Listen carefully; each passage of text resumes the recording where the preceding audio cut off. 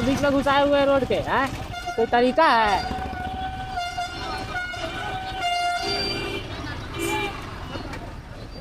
ये कोई तरीका है रोड पर गाड़ी चलाने का?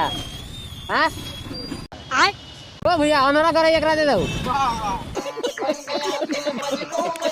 देखो BRP 72 पूरा बीते रोड पर खड़ा कर दो, आपके जिम्मेदारी समझ ले तुम आदत के ऊपर। बाप रे बाप, दूरी बना के रखो, पापा के पढ़ू